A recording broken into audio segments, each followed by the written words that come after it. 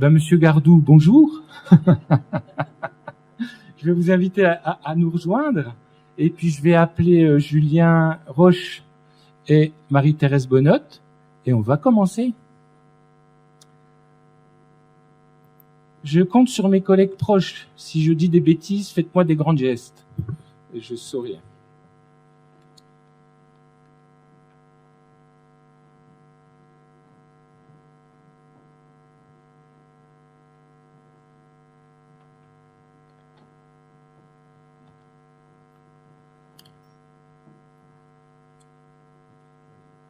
Donc on a un petit numéro, mais on n'a pas eu le temps de répéter. Donc, je m'excuse d'avance. Donc on va toute la journée essayer de parler à trois voix de la place de nos trois institutions. Donc un mot pour vous souhaiter la bienvenue à tous. C'est un vrai plaisir de se retrouver ici au Cursal, avec une salle remplie à la fois de collègues du médico-social, des ITEP en particulier, mais pas que, et puis de collègues de l'éducation nationale.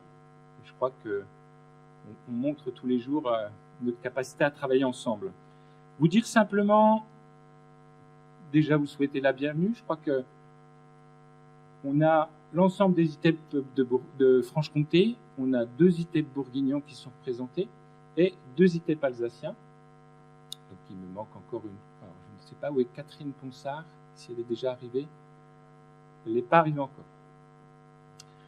Donc un mot pour vous souhaiter la bienvenue, pour vous dire que cette journée elle se fait avec le soutien logistique de l'éducation nationale, logistique et financier de l'ARS. Voilà. Donc si on peut venir nombreux à un coût très faible, c'est parce qu'on a la chance d'être soutenu par notre agence régionale de santé.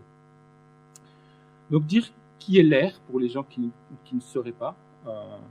Donc nous sommes une association nationale qui a été créée il y a 25 ans par 3 ou 4 directeurs bretons de ce qu'on appelait à l'époque les instituts de rééducation. Les instituts de rééducation, c'était des endroits où on mettait tous les enfants agités, qu'ils viennent, qu'ils aient un statut ASE maintenant, ou personnes handicapées, ou PJJ. On avait des institutions qui étaient un peu le creuset de tous les troubles. Et donc l'idée, ça a été de réfléchir ensemble, de mutualiser un petit peu l'intelligence de tous les directeurs et de tous les gens qui travaillent dans ces institutions-là, pour se dire, il y a un enjeu important à réfléchir ensemble pour accompagner une population qui n'est pas représentée. C'est que dans le handicap, il y a des associations puissantes, l'APF, qui représente les personnes atteintes de difficultés physiques, l'ADAPI. Voilà. Par contre, pour les enfants très agités, il n'y a pas d'association de parents. Il y a une AFAM qui est plutôt tournée vers les adultes qui ont des troubles psychiques, mais avec laquelle on travaille au quotidien. Mais l'idée, c'était quand même qu'on soit comme ça une association de professionnels militants. Alors, je le dis parce que c'est quelque chose qui me tient et qui nous tient à cœur, c'est qu'être travailleur social et je dirais même travailler à l'éducation nationale ou à l'ARS, c'est militer pour quelque chose. Et Charles Gardou peut nous parler de ce pourquoi on milite, de ce qui nous sert à tous d'horizon commun. Donc on a eu la chance d'être une petite association et d'avoir rapidement été un partenaire des pouvoirs publics dans la réflexion et la création de la législation qui nous encadre. Donc on a pu réfléchir avec la CNSA, la DGCS, les ARS sur la création de ce qu'on a appelé les ITEP. On était enfin dans une démarche plus clinique, plus thérapeutique, et tout de suite dans le nom, on voit l'articulation entre thérapeutique et éducatif et pédagogique, qui est vraiment au cœur de ce qu'on pense être la meilleure façon de prendre en charge et d'accompagner les enfants.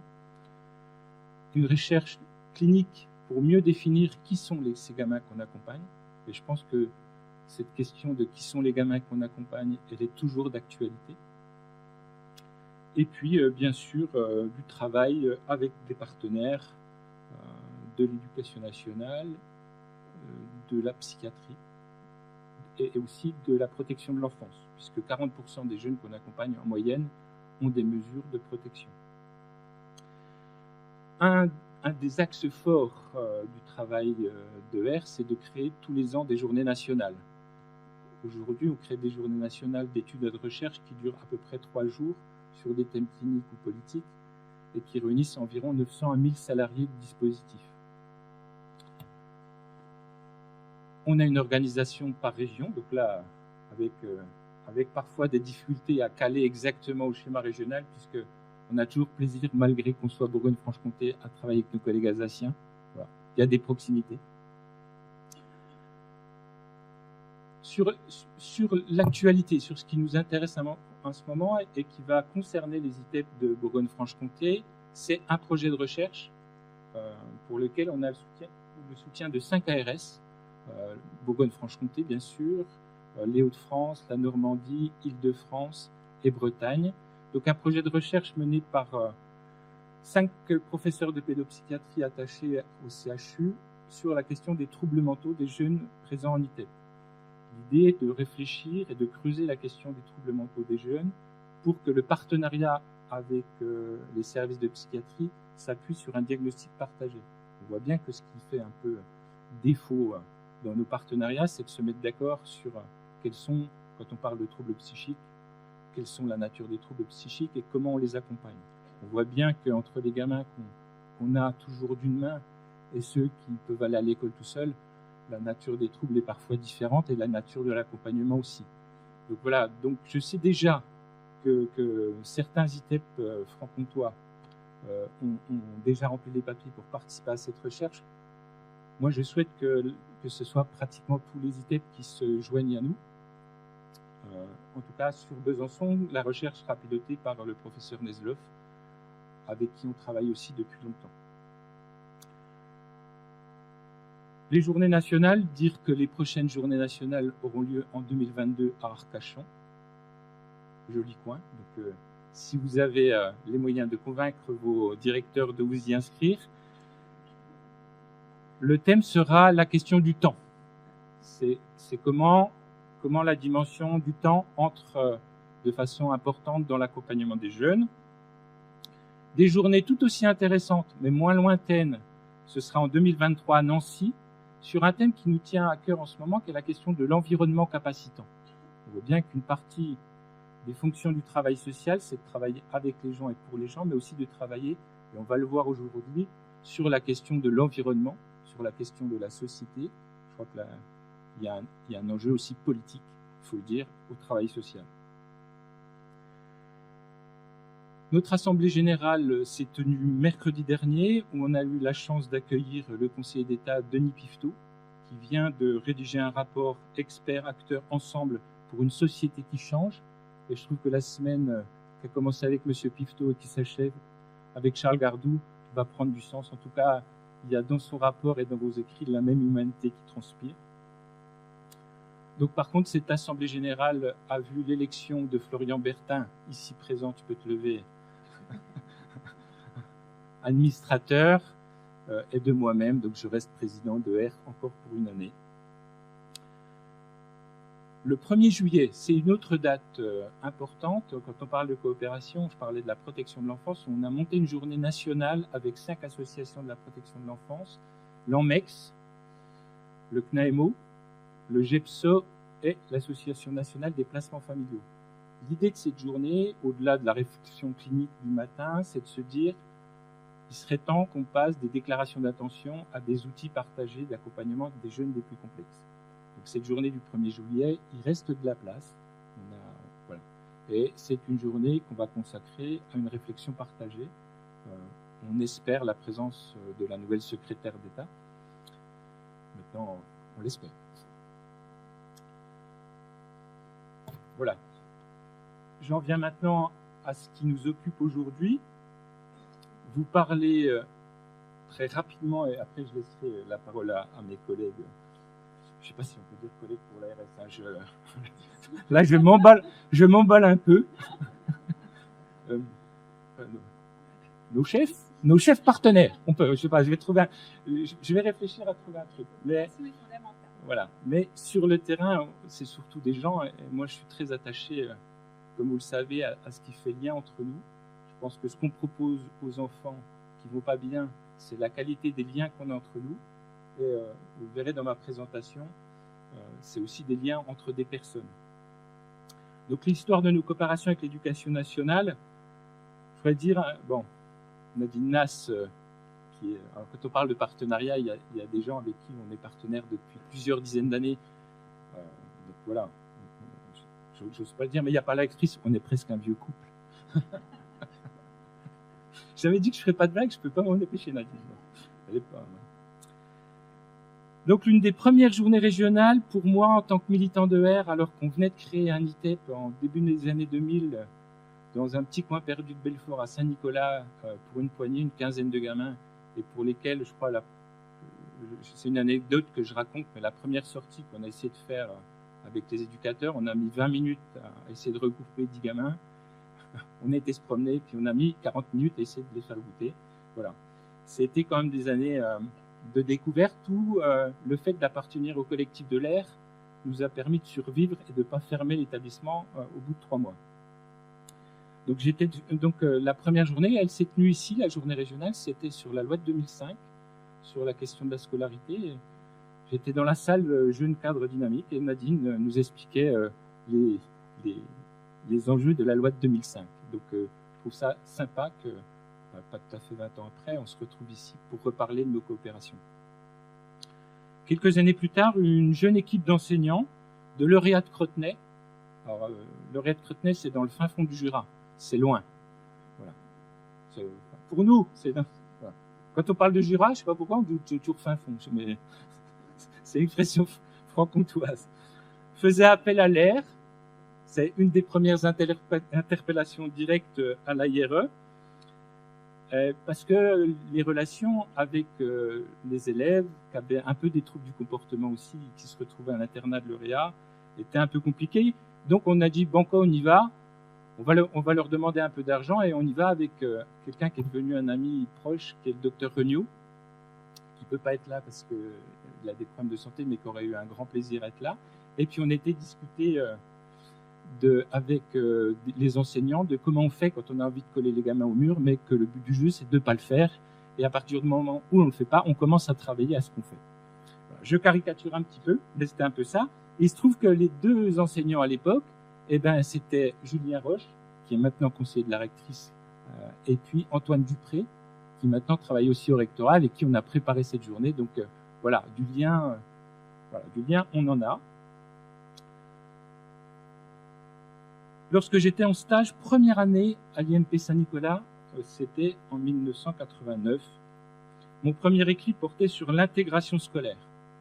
Sur 60 enfants, à l'époque, la plupart internes, pour ne pas dire tous internes, parfois même internes sur 15 jours, une seule jeune fille était scolarisée quelques heures par semaine au sein de l'école du village. Et franchement, quand je suis allé avec mon écrit rencontrer le médecin, il m'a dit c'est pas un sujet. Il se trouve qu'aujourd'hui, plus de 80% des élèves des DITEP sont scolarisés en milieu ordinaire via des classes ordinaires ou via des dispositifs d'UE externalisés. Donc on a fait un peu de chemin. Si l'AIR a milité pour ça, je pense que l'on peut dire que nos partenaires de l'Éducation nationale et de l'ARS partagent avec nous une vision commune de ce que devrait être la société inclusive. Il ne s'agit pas pour autant de nier les difficultés inhérentes à l'accompagnement d'enfants perturbés dont l'expression de la souffrance se traduit dans de nombreux passages à l'acte qui bousculent les professionnels, mais aussi les institutions. Avec l'ARS, pour parler d'eux, en tout cas avec l'ARS Bourgogne-Franche-Comté, je ne ferai pas de généralité, puisque avec l'ARS, nos relations ont été toujours très constructives. En tout cas, on a essayé d'accompagner ensemble le mouvement inclusif, la transformation de l'offre. C'est des mots qui font un peu techno, mais dans la réalité, ça nous permet de sortir de nos institutions et d'aller s'occuper des enfants au plus près, d'aller dans les MEX, d'aller un peu partout. Donc ça a vraiment du sens. Dire que là aussi, les relations, elles sont personnalisées. 2015, c'était pour ceux qui l'ont vécu, les journées nationales organisées à Besançon. On avait bossé pendant 2 ans pour faire des journées nationales autour de la thématique du corps et psyché. C'était assez ambitieux, mais c'était de très très belles journées. On était 800 personnes. Et c'est Marie-Thérèse Bonnotte qui alors avait, avec le recteur d'académie, ouvert les journées. Donc voilà, il y a du lien. Voilà.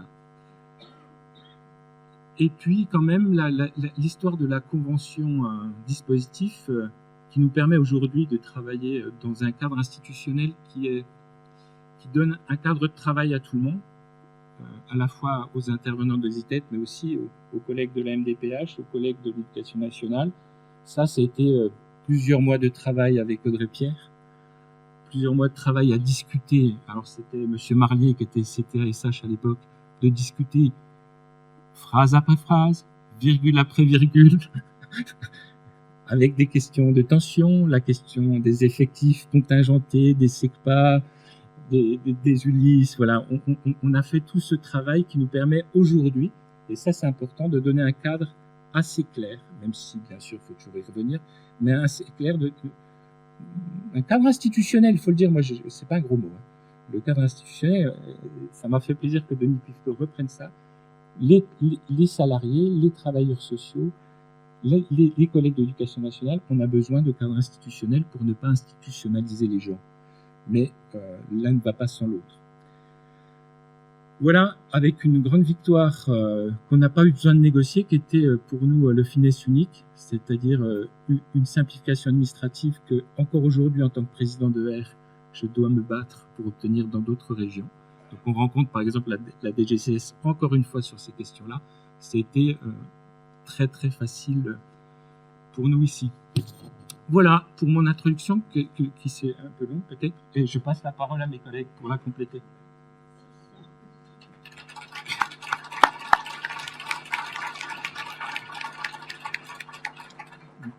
Merci Roland. Voilà, on va le faire à deux voix, mais je vais être sans doute moins blagueur que Roland, peut-être essayer d'être un peu concis, mais quand on commence en disant qu'on va être concis, on ne l'est jamais totalement. Donc, je veux simplement rappeler que cette journée-là, cette journée régionale, elle s'inscrit pour notre part dans un cycle de conférences organisé cette année en partenariat avec l'ARS et qui nous a amené à avoir la chance d'accueillir dans notre académie et dans notre territoire successivement Hervé Benoît pour nous parler des besoins obstacles situés, Serge Thomaset sur la notion d'intermétier et Greta Pelgrim pour nous faire réfléchir sur l'évolution des pratiques. Donc dès lors que nous avons eu l'opportunité de prolonger le plaisir avec une 4e conférence sur proposition de Roland Dislier et de l'ARE, nous avons évidemment saisi cette chance, sauté sur l'occasion et participé avec enthousiasme à l'élaboration de cette journée. Voilà. C'est un plaisir d'autant plus grand pour moi que ça me remémore avec des visages connus, des visages lointains, ma position il y a quelques années de cela en tant qu'enseignant à l'ITEP de Revigny. Et ça, c'est quand même quelque chose qui est toujours appréciable de revenir aux sources. Ce lien de confiance, ce lien de travail tissé depuis plusieurs années, Roland l'a rappelé, je crois que c'est ce qui rend possible l'organisation de journées de ce type. Alors, c'est ce qui aussi risque de se développer dans les années à venir, c'est-à-dire rassembler en un même lieu des professionnels d'horizons et de cultures différentes. C'est finalement pas totalement nouveau. Roland l'a rappelé, il avait en 2008 traversé du nord au sud la région pour venir épauler et étayer la réflexion des jeunes enseignants de l'EREA de Crotenay, effectivement. Et c'est quelque chose qui finalement a permis de développer une culture interprofessionnelle et qui sans doute a été au bénéfice des élèves accueillis alors dans l'établissement de l'EREA. Voilà, accompagner au mieux dans leur parcours chaque jeune, c'est l'ambition finalement, puis c'est la finalité de cette société que l'on veut inclusive, si on veut utiliser ce pléonasme de société inclusive. Mais cette ambition, elle se traduit à mon sens par l'impérieuse nécessité, et reconnaissons un petit peu aussi la complexité de l'affaire, de porter à la fois attention aux besoins spécifiques, aux besoins individuels de chacun, de chacune, afin de rétablir cette équité, rétablir cette égalité des chances finalement, et de veiller dans le même temps à ce que ces besoins ne soient pas source d'entrave, source d'obstacle à la participation sociale, parce que cette entrave pourrait conduire, si on n'est pas vigilant collectivement, à renforcer cette forme de stigmatisation, de marginalisation. Et je crois qu'on est sans cesse sur cet équilibre-là et sur ce fil à travailler, à œuvrer pour accomplir ces deux pendants de la médaille. Et vous allez me dire, l'école dans tout ça, je crois que l'école représente un enjeu majeur.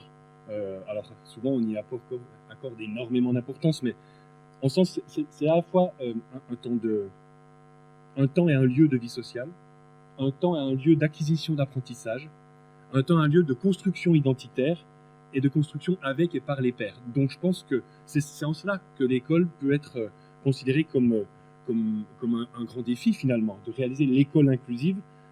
C'est accompagner chaque enfant à hauteur de ses besoins individuels, à mon sens, singuliers évidemment, mais dans le développement de ses capacités, de ses potentialités individuelles, encore une fois, sans jamais perdre de vue, et c'est là où l'équilibre est ténu, c'est sans jamais perdre de vue l'essentiel du collectif, parce que je crois que les deux l'un ne va pas sans l'autre.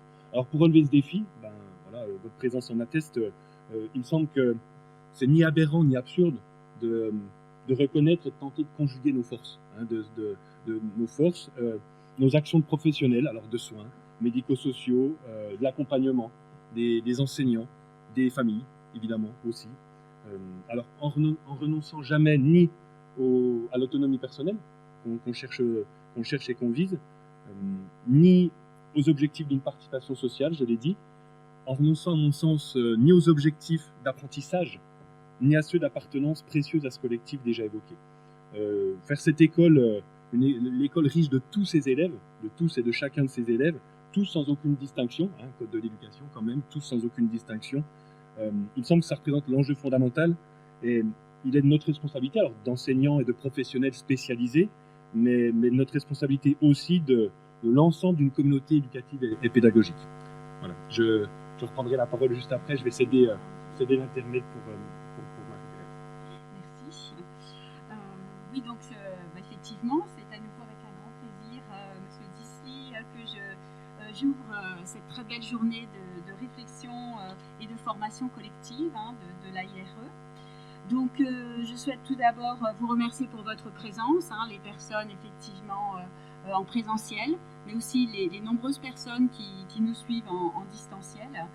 Et effectivement, ça témoigne, cette présence-là témoigne de cette volonté de participer à la réflexion du secteur, d'enrichir vos pratiques professionnelles et aussi de partager une culture, des concepts, d'aller ensemble vers l'intermétier entre effectivement les nombreux professionnels qui sont engagés auprès des enfants, nombreux professionnels effectivement que vous êtes. Alors le programme de la journée, effectivement, Monsieur Disley, vous l'avez dit, il est particulièrement dense, il est particulièrement riche, ciblé sur les ambitions de société inclusive, les enjeux actuels et les innovations.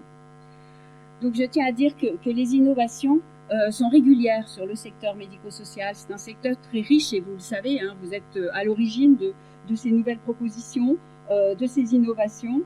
Et effectivement, ces journées de réflexion collective sont vraiment importantes pour continuer cette richesse du secteur. Donc c'est un secteur dynamique, c'est un secteur qui propose, un secteur qui invente, qui teste, qui expérimente, toujours pour répondre toujours mieux donc aux besoins spécifiques de chacun. Et effectivement, j'ai gardé un excellent souvenir de l'ouverture de la conférence nationale à l'époque, qui se tenait à Besançon en fin d'année 2015 et qui était en fait aussi la période de fusion des régions. Donc c'était effectivement mon premier contact avec l'AIRE, M.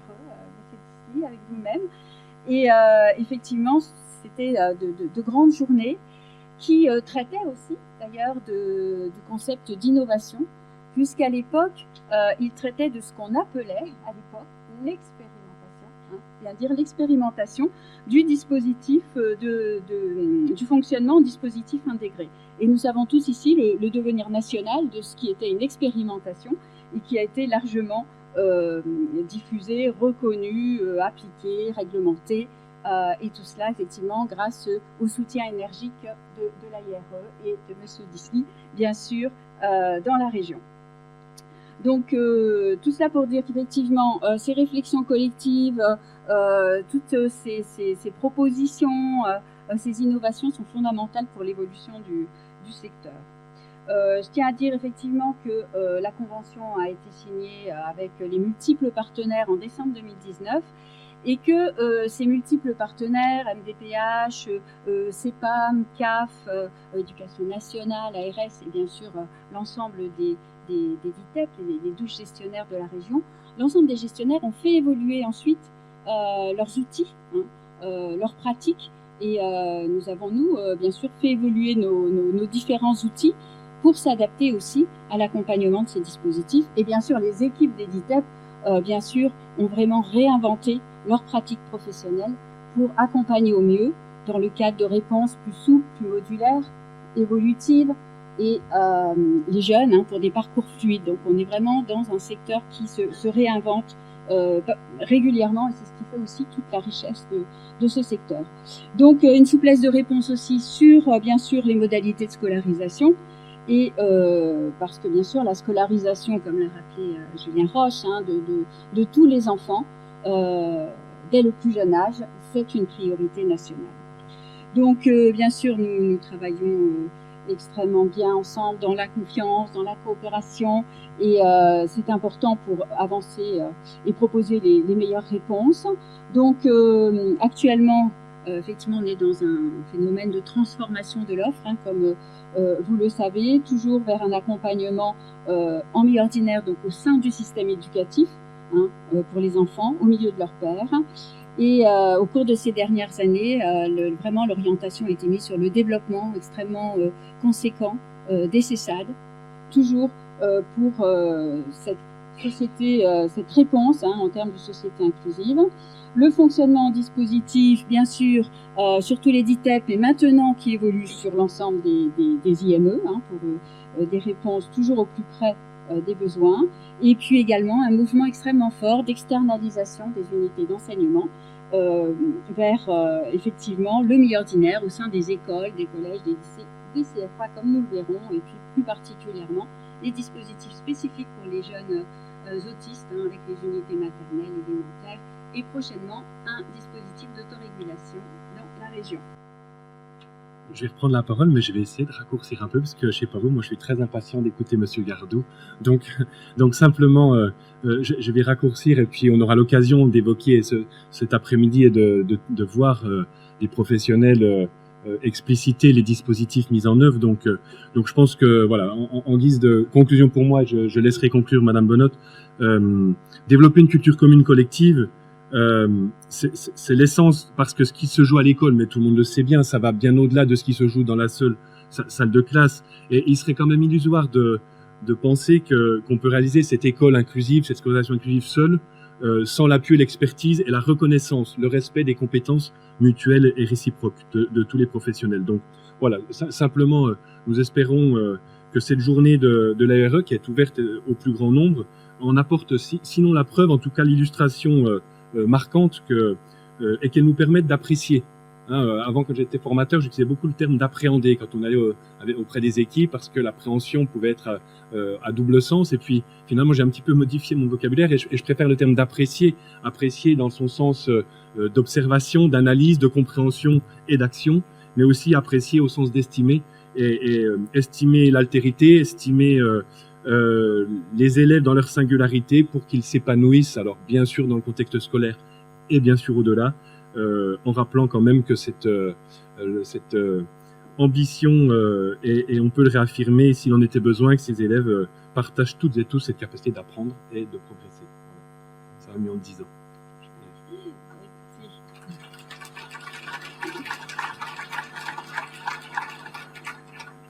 Écoutez, effectivement, on va conclure là pour passer la parole à Monsieur Gardou. Donc, nous tenons effectivement à vous remercier très chaleureusement pour votre intervention. Et voilà, nous sommes très heureux et très impatients de vous écouter. Vous êtes l'auteur de nombreux ouvrages qui sont des références pour chacun de nous et qui nous éclairent sur les chemins à suivre. Donc, merci à vous. Merci.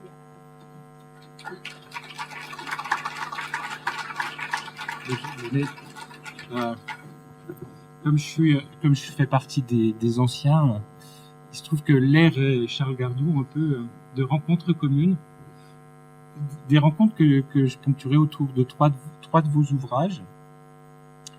une première rencontre à Besançon. Vous aviez écrit à l'époque un livre sur les professionnels de la relation avec les personnes handicapées, qui nous avait beaucoup touchés parce qu'elle traitait de la qualité de la relation, et pas simplement dans son aspect technique, mais dans son aspect aussi affectif. Voilà. Et on avait fait une belle journée à l'époque à Micropolis, c'était 2009, je crois, sur le travail des éducateurs et la relation éducative, et vous aviez été un grand témoin, à la fois un intervenant et un grand témoin. Est-ce que vous serez encore cet après-midi? Je mets pas la pression aux équipes qui passent du tout, hein. Mais il est très bienveillant, Charles Gardouvel. Et puis un deuxième livre là qui, je pense, a touché tout le monde, qui était Société inclusive, parlons-en. Il n'y a pas de vie minuscule. Et je crois que cette deuxième partie, il n'y a pas de vie minuscule, ça nous a beaucoup touché. Je crois que ça a beaucoup résonné aussi quand on était dans les équipes face à la crise sanitaire et au moment où on a travaillé, puis on s'est rendu compte que la question de la vulnérabilité était quelque chose de très partagé. Il ne s'agit pas simplement de la vulnérabilité des gens qu'on accompagnait, mais de nos propres vulnérabilités. Et ça fait le pont avec votre dernier ouvrage. Donc sur cette question, vous étiez venu quand même aux Journées nationales de Nice, je crois, faire une intervention qui était remarquée et très appréciée par les collègues. Et puis enfin, le lien avec ce dernier ouvrage que je trouve d'une poésie rare personnellement, La fragilité de source, un livre qui met l'accent sur justement l'universalité, nos vulnérabilités, un livre plus intime, qui nous parle à tous, qui nous parle de nous, qui nous parle des autres. Donc c'est avec un honneur, un grand honneur pour nous de vous accueillir et de vous écouter ce matin.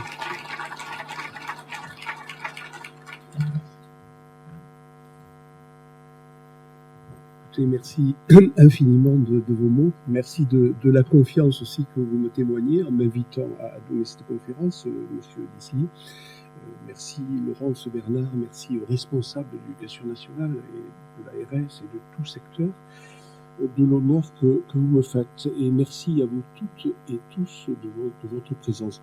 J'ai entendu tout à l'heure que ceux qui m'ont précédé, en l'occurrence Denis Piveteau, je crois que vous avez parlé aussi de Serge Toumazé, de Greta Pelgrims et puis d'Hervé Benoît, de la revue Société Éducation Inclusive. Ce sont tous des gens pour lesquels j'ai autant d'estime que d'amitié. Et donc j'ai une succession lourde aujourd'hui. Donc merci à vous tous. Alors nous sommes convenus que je consacrerai mon propos au sens profond et aux enjeux de ce qu'on appelle le mouvement inclusif. C'est cette expression que je privilégie. Je parle de mouvement, je parle d'horizon.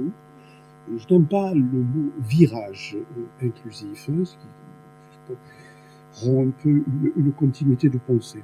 Et c'est vrai que j'ai consacré 2 ouvrages. Le premier, vous l'avez cité, et le sous-titre m'a échappé en fait, et cet ouvrage aussi, à tout vous dire, parce que c'est un ouvrage que j'ai écrit il y a 10 ans. Davantage d'ailleurs pour faire le clair sur ma pensée, parce que je n'y voyais pas très clair. On nous avait dit qu'il ne fallait plus utiliser le terme intégration, que dorénavant c'était un terme inclusion, que les classes d'intégration scolaire s'appelleraient non plus CLIS, classe d'intégration, mais classe d'inclusion. Maintenant c'est les ULIS. Mais je n'en avais pas bien saisi, apprécié le sens. J'aime bien votre mot. Et donc je me suis mis au travail. Alors, nos ouvrages, vous savez, ne sont jamais des best-sellers dans ce champ. C'est un champ de l'ombre, on va le dire comme ça. Alors, il a fait son chemin, tout à fait honnêtement, mais actuellement, on dirait qu'il vient de paraître. C'est très étonnant, parce que dans ce secteur, les livres tendent comme ça à s'estomper au fil du temps. On dirait qu'ils viennent de paraître. Et donc, il trouve une résonance plus forte maintenant qu'il y a 10 ans. Les raisons, c'est des alchimies sociales qu'on ne sait pas toujours expliquer, qui sont multifactorielles. Et puis, je lui ai donné une suite, effectivement, alors plus personnelle, je le dirais ainsi, sans entrer dans les détails, que j'intitule « La fragilité de source ». Vous l'avez dit, Monsieur Disly, parce que je suis de ceux qui pensent que la fragilité n'est pas l'affaire des autres, mais que c'est la nôtre. Nous sommes embarqués sur le même bateau. Dès que nous naissons, nous sommes marqués par une forme de fragilité qui s'appelle la mortalité. Et dès notre naissance, nous sommes déjà assez âgés pour mourir. C'est notre première fragilité. Et puis d'autres s'y ajoutent, des fragilités physiques, affectives, des blessures du corps, de l'esprit, celles liées à l'érosion de l'âge. Bref, notre condition est une condition de fragilité. Alors, ce n'est pas du tout à voir comme un pessimisme ou une noirceur, c'est une réalité. Nous sommes unis par ce lien natif qui est la fragilité. La force nous divise, la fragilité nous unit. C'est notre paradoxe. Et donc, dans ce livre, j'essaie de dire, au-delà de cela, qu'est-ce qu'elle dit des affaires humaines dans le monde que nous vivons. Que nous vivons, c'est-à-dire, je suis renvoyé à des thèmes comme la violence, comme le grand âge, comme la hiérarchisation des sociétés, etc. Voilà où je puise pour vous parler. Et pas seulement. Alors, il me semble que dans le contexte actuel, international, mais aussi ce que nous avons connu par rapport à la pandémie de la Covid-19, eh bien, cette réflexion sur la société inclusive prend une couleur particulière. Elle prend une couleur particulière parce qu'on voit qu'aux difficultés liées à des blessures du psychisme, de l'esprit, du corps, se surajoutent des violences sociales et des violences guerrières, et je pense particulièrement aux enfants, aujourd'hui, doublement blessés, qui vivent en Ukraine. 94 000, je crois, étaient en institution, et on imagine ce qu'ils peuvent vivre avec cette hémorragie de violence, d'intolérance, et on a beau se dire que ça va aller mieux, on se rend compte qu'aucun garrot n'apparaît efficace pour interrompre cette violence permanente dans l'espèce humaine. On parle beaucoup de l'Ukraine. Il faudrait aussi penser aux enfants qui sont touchés par les 24 autres conflits guerriers aujourd'hui sur la planète. L'Ukraine est proche, mais il y en a 24 autres. Alors, parce qu'ils portent sur le sens profond et les enjeux du mouvement inclusif, évidemment, de manière subreptice, eh bien, ils parlent aussi des formes de violence qui s'exercent envers les plus vulnérables de nos sociétés ou ceux qui ont des vulnérabilités surajoutées. Alors ce mouvement inclusif, eh bien, concerne, vous le savez, l'ensemble des secteurs de l'écosystème social. Bon, évidemment, on parle de l'éducation au premier chef, parce que c'est l'œuvre décisive. C'est l'œuvre décisive qui marque une vie. C'est les structures de petite enfance, c'est le système éducatif, ce sont les entreprises, l'habitat, etc. Si on se représente la société comme un puzzle, tous les morceaux de ce puzzle sont concernés par cette aspiration à quelque chose de moins exclusif. Ça, je fais déjà une distinction fondamentale. Moins exclusif, penser moins exclusivement pour les hommes, et donc plus inclusif. Mes amis, c'est la seule opposition qui me paraît pertinente et intéressante. Je ne vois pas l'inclusion comme un mouvement mécanique qui consisterait à mettre dedans des gens que l'on imagine dehors, avec une infinie prétention d'ailleurs. Je conçois le mouvement inclusif comme un mouvement qui s'oppose à toutes les exclusivités persistantes dans notre société, auxquelles on finit par s'habituer. L'école est une école qui n'est pas exclusive. Par essence, c'est l'école de la République, elle est patrimoniale, et chaque enfant est de fait héritier de ce qu'elle a de plus noble et de meilleur. On a pensé l'école dans l'histoire exclusive aux enfants de l'élite, des plus confortables. Et puis voilà, mouvement de massification, par exemple aux ordonnances de 59 de Gaulle, etc. Puis certains s'inquiétaient en se disant, mais l'école n'est plus une exclusivité pour ceux qui ont de belles familles et dont on excluait ceux qui pourtant n'avaient pas choisi leur destin. On s'était habitué. Puis l'école a ouvert ses portes à toutes les classes sociales. Et désormais, on dit, mais il faut ouvrir les portes aussi de l'école à ceux qui portent des blessures de l'esprit, du corps, de la psyché. On se dit, mais on n'est pas infirmier. Il faut les faire soigner ailleurs. Alors on dit, il serait mieux ailleurs, sauf que pour certains, il n'y a pas d'ailleurs. Et donc l'école réalise que elle ne peut être qu'inclusive. Elle ne peut pas être exclusive. C'est le sens premier, il est là. Et tous les morceaux de l'écosystème, je le répète, sont concernés. Tous. Les milieux d'art, de loisirs, etc., etc. Donc, si on place, c'est encore un préliminaire dans mon propos, si on place le focus ensemble sur la question des fragilités marquées, liées par exemple à la situation de handicap, la question inclusive concerne bien d'autres populations qui eux aussi pâtissent de ces formes d'exclusivité persistantes dans nos sociétés. Je pense à des minorités isolées ou nomades. Je pense à des groupes défavorisés, marginalisés, discriminés, privés de droits humains fondamentaux. Ça ne se réduit pas à la question du handicap, loin de là. Permettez-moi aussi, mes amis, d'avoir une pensée toute particulière aux personnes du grand âge, qui se trouvent quelquefois souvent insularisées, mises sur le bord du chemin. Le livre qui a paru récemment, avec le scandale, nous a rappelé à l'ordre, mais c'est pas nouveau. C'est pas nouveau. Nous nous sommes aussi habitués à ce qu'à un moment donné, on met sur le bord de la route. Parce que l'exclusivité de la vraie vie, elle est réservée à d'autres. Pour avoir vécu un temps de ma vie en culture maori, plus particulièrement aux îles Marquises, quand je racontais qu'est-ce qu'on faisait pour le grand âge chez nous, ils ne le comprennent pas. Là-bas, les devanciers, les aînés ont la première place à table, leur parole est sacrée, leur expérience est un trésor, comme dans nombre de pays d'Afrique d'ailleurs. Parce qu'ils restent comme ça, et ils sont très inclusifs par rapport à ça. Et là aussi, on réalise le sens de structures inclusives. On le sait très bien, on ne peut pas le passer par perte ses profits, même si ça nous dérange au fond de nous. C'est pas qu'on est coupable, c'est que notre culture nous a conduit à ça, à des formes d'exclusivité, à partir d'un certain âge, etc., etc. Donc, ça nous amène à réfléchir à tout ça.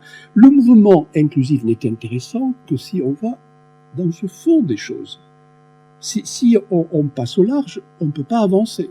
Et on ne peut d'ailleurs saisir ce que devrait être ce mouvement inclusif, sans inscrire les multiples formes de fragilité, de diversité, dans une histoire universelle et dans une culture universelle. Alors, 3 questions, je verrai si j'ai le temps de traiter la dernière, pourraient jalonner mon propos. D'abord, il est intéressant de se rappeler ensemble qu'on a souscrit un contrat résolument inclusif. Notre pays a souscrit un contrat. C'est méconnu ou quelquefois totalement inconnu. Deuxième question, quel est le contrat souscrit? Deuxième question, qu'est-ce qu'être inclusif? Je vais y revenir donc. Et troisième question, sur quel levier conviendrait-il d'agir pour aller vers cet horizon inclusif, qui ne procède pas simplement d'une morale, mais qui procède aussi d'une action. Alors, quel est le contrat souscrit? Je vais aller un peu vite sur ce premier point.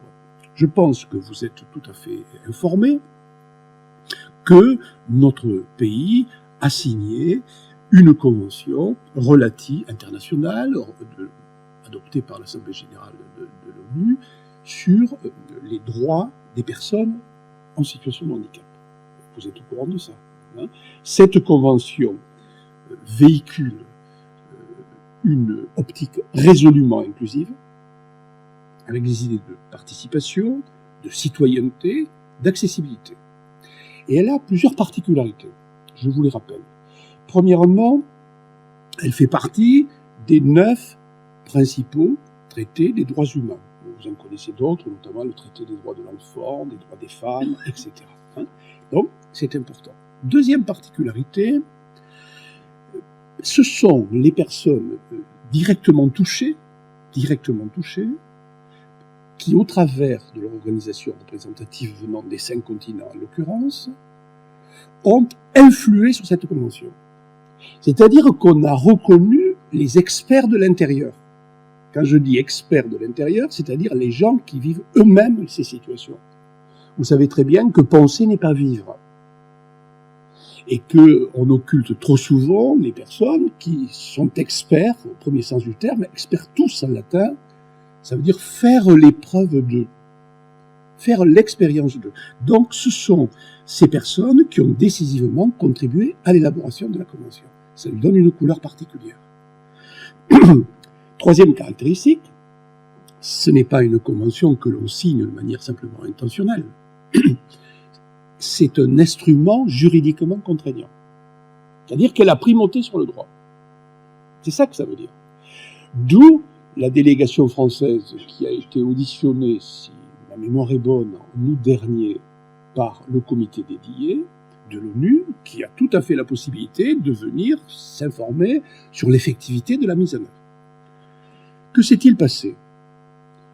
Hormis quelques remarques, il y a 22 pages de recommandations sur les 33 articles de la Convention. Et c'est un rappel à l'ordre. Alors vous savez, il y a deux positions. Moi, je ne suis pas un homme politique. Donc, je dis les choses telles que je les ai analysées en termes de contenu. Je ne suis pas sûr d'avoir la vérité, mais je crois que ceux qui nous ont dit, c'est très intéressant à entendre. Et qu'il est tout à fait vain de vouloir le passer sous silence. Parce que ce qui nous fait progresser, c'est toujours ce que nous est renvoyé de nous, qui est une source de progrès. Le mettre à côté ne sert strictement à rien. Évidemment, ça émane peut-être d'une autre vision culturelle, mais ça vaut le coup à entendre. Et qu'est-ce qu'il faut entendre là? Premièrement, qu'on n'a pas suffisamment intégré une vision plus environnementale du handicap, et qu'on en est resté souvent à une vision biomédicale. On peut l'entendre. C'était la CIH de 80, et on n'est peut-être pas tout à fait passé dans la CIF de 2001. Deuxièmement, on n'est peut-être pas passé au stade de l'inconditionnalité des droits. On a mis en place des instruments contre les discriminations, etc. Mais quand on voit le rapport de la défenseur des droits aujourd'hui, on se rend compte que le handicap est encore la première cause de discrimination, notamment dans l'accès à l'emploi. Troisièmement, qu'on a gardé encore des attitudes un peu paternalistes, compassionnelles, parce que c'est écrit dans le grand récit de notre culture, ça. Oh les pauvres. Autre remarque qu'il nous faut entendre, Denis Piveteau en a parlé, mais comme moi certainement, le problème de l'institution. Nous nous sommes construits, d'ailleurs le mot institution, mes amis, il n'est pas lié simplement à une institution dite spécialisée. La famille est une institution, l'école est une institution, tout est institution. Et le mot institution est une abstraction. Les institutions sont ce que les humains en font. Elles n'existent pas par elles-mêmes. Comme quand on dit l'État. L'État, c'est une abstraction. L'État est ce qu'on en fait. Donc, on nous invite à réfléchir sur nos institutions qui ont apporté le meilleur et qui ont quelquefois apporté le pire. Alors, comme on confond tout, on se dit toutes les institutions, ce seraient des institutions, à la base celle contesté Bassaglia en Italie, dans le secteur psychiatrique, vous voyez, le mouvement de désinstitutionnalisation psychiatrique, c'est Bassaglia, celle qu'ont contesté Goffman, Foucault ou les autres, mais toutes les institutions ne sont pas des institutions totales. Ne mélangeons pas tout. Donc je crois que le mouvement de désinstitutionnalisation, il nous faut l'entendre avec bon sens, c'est pas faire de la désinstitution. C'est-à-dire détruire l'ensemble des institutions en se disant que quand on aura fait un désert, le lendemain, on se réveillera avec un jardin. C'est pas comme ça que ça fonctionne. On peut pas passer d'un côté à l'autre brutalement. Non. Ce qui nous est renvoyé, moi je me suis fait cette expression, il ne s'agit pas de fermer les institutions, mais de les ouvrir. Il s'agit de les ouvrir à la cité, sur la cité, parce qu'il y a des formes d'enquistement. Il ne s'agit pas de les détruire. Pour reprendre une expression de Derrida, il s'agit de les déconstruire, de les perméabiliser, de se dire, vous voyez, un peu comme ce qui est fait dans certains pays nordiques, où on se dit, à partir d'un certain nombre, un effet de nombre, il y a déshumanisation. Regardez ce qui se passe dans des maisons de personnes âgées. On n'a plus le temps, on voit plus le visage, on voit des catégories.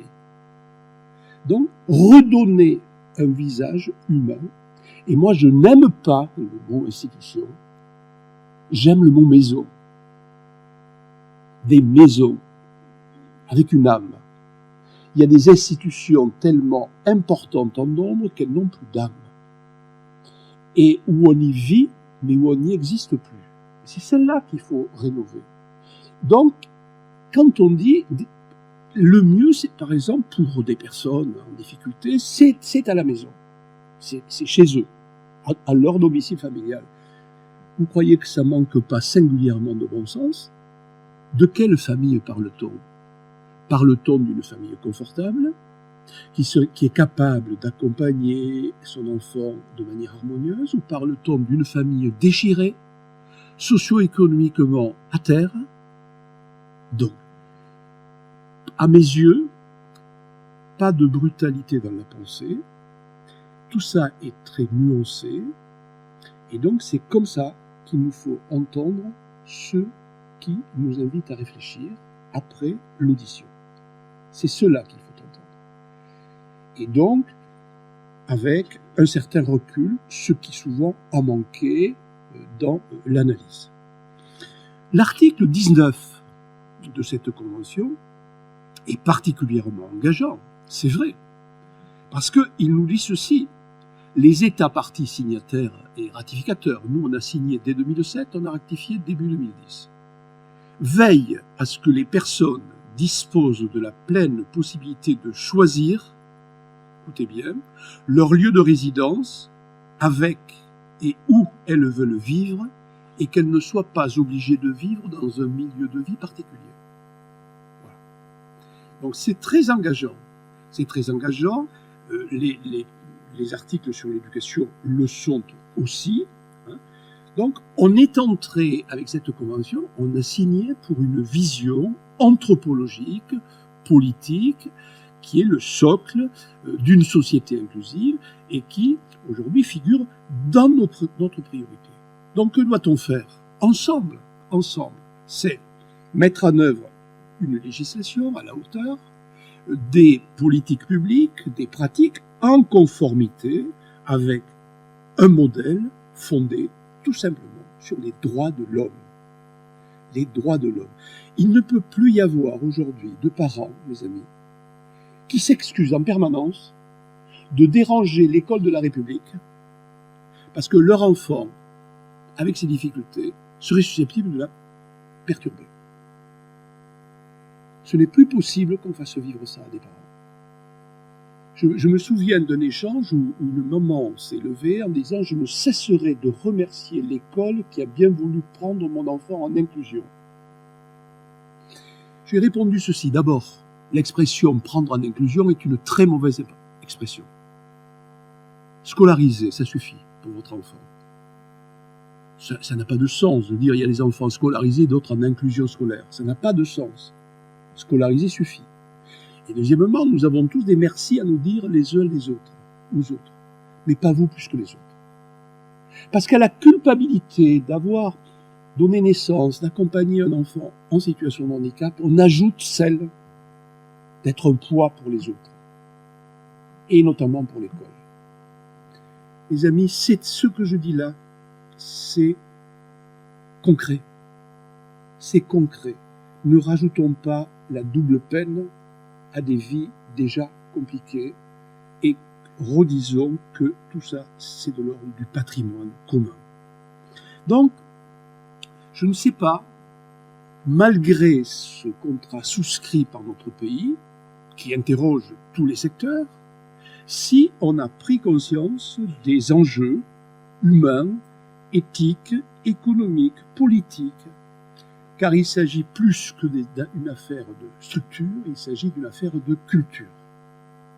De culture.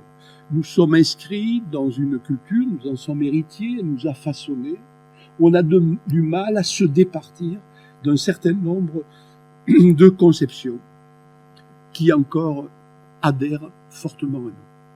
Alors, on a souscrit ce contrat.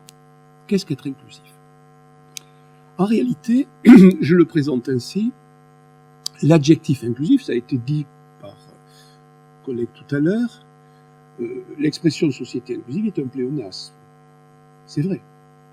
Puisque le mot société, societas, en latin, en soi, lui-même veut dire association, communauté, alliance, union. Voilà ce que veut dire ce mot. Une société, c'est une coopération entre des compagnons qui partagent un destin commun. Voilà le sens du mot société, le sens initial étymologique. Des compagnons qui partagent un destin commun. Vous voyez, ça dit un peu, comment dire, le sens profond de ce mot. Donc quand on ajoute société inclusive, le mot inclusif joue comme un exhausteur de sens. Vous savez, on parle d'un exhausteur de goût quand on met du sel sur les aliments. Eh bien, l'adjectif inclusif agit comme un exhausteur de sens pour le mot société. Et disons, ça renvoie à une société, c'est la cité. Alors, Aristote définissait la cité, là aussi, comme une communauté réunie par une vie commune. Donc une société, c'est tout, sauf une juxtaposition, d'égoïsme et d'égotisme. C'est autre chose, une société. Citoyen, citoyenneté procèdent de la même essence. Alors dans le contexte qui est le nôtre, qui est un contexte aussi obscur que lumineux, le mot société inclusive advient et se développe, se déploie un peu dans toutes les directions. Mais le sentiment qu'on a, vous et moi, c'est que cette idée de société inclusive vient un peu à contre-culture. On a l'impression que la société tourne dans un sens et que nous voudrions qu'elle tourne totalement dans l'autre. Comme une sorte d'idée ronde dans un monde carré. Alors d'aucuns disent du coup, mais c'est une illusion, c'est une utopie, c'est dans le ciel des idées, c'est une vision romantique. Et donc ça vaudrait le coup de ne pas y croire, d'après eux. Alors, on a une réponse ensemble à leur faire. C'est-à-dire quand, dans l'Antiquité classique, gréco-romaine, on parlait de démocratie, gouvernement par le peuple, c'était une vaste utopie. Notre pays n'est pas encore une démocratie parfaite, et nombre de pays du monde l'envient pourtant parce qu'ils ne connaissent même pas l'idée de démocratie. Mais il faut continuer de parler de démocratie pour que nous cheminions vers cet horizon. Alors les horizons ont un inconvénient, ce sont des lignes imaginaires vers lesquelles on chemine, mais qu'on n'atteint jamais. Alors on se dit pourquoi ? Parce que c'est ces lignes qui nous donnent l'énergie d'avancer. Donc il nous faut continuer à vouloir avancer pour démocratiser encore la démocratie et vouloir continuer à avancer pour avoir une société qui ne soit pas exclusive en mettant sur le bord du chemin tous ceux qui ne sont pas conformes à une norme culturellement construite. Parce que c'est ceux qui risquent de se passer et qui se passent souvent. Donc on a le sentiment, en tout cas j'ai cette impression-là, que on désire d'autant plus cette société-là qu'on ressent un manque profond entre nous. On sent un manque de liens, des liens qui se détissent, des fragments qui se dispersent, des communautés, des idéologies qui s'opposent avec des formes de violence. Bref, un manque social, comme le manque d'une esthétique de la relation. Et je pense à ces mots de Claudel dans sa pièce L'Otage, il y a presque 120 ans, mais c'est toujours d'actualité. Et Claudel fait dire à son personnage dans L'Otage, « Je regarde autour de moi et je ne vois plus de société entre les hommes. »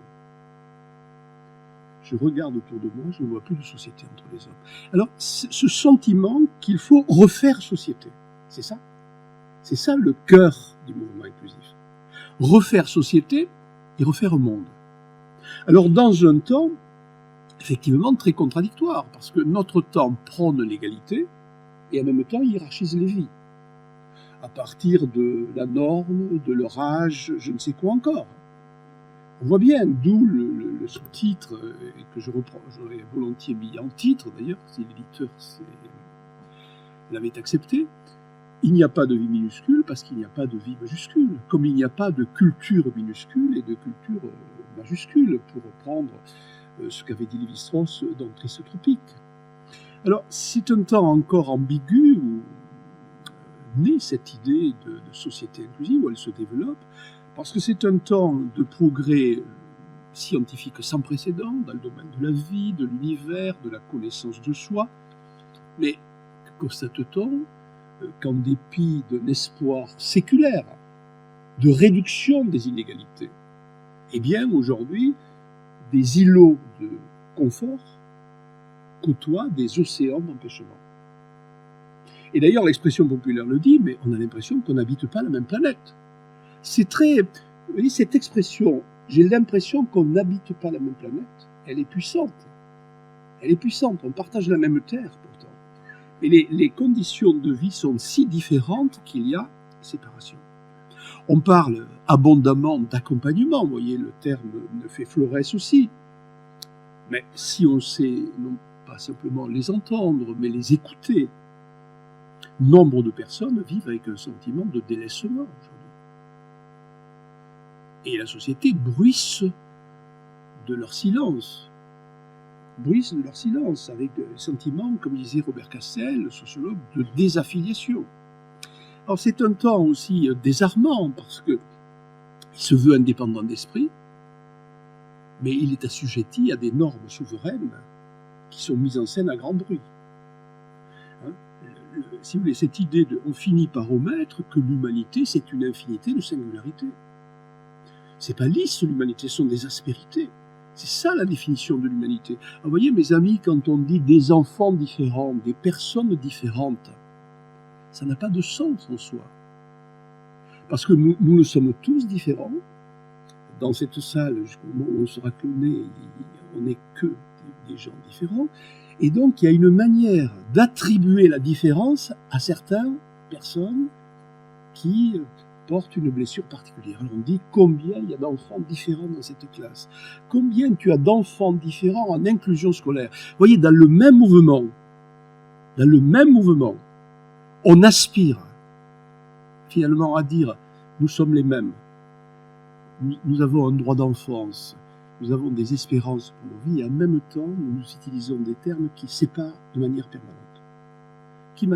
Et donc, il y a cette idée-là de retrouver aussi le sens d'une humanité qui est infiniment variable, mais qui est en même temps infiniment semblable.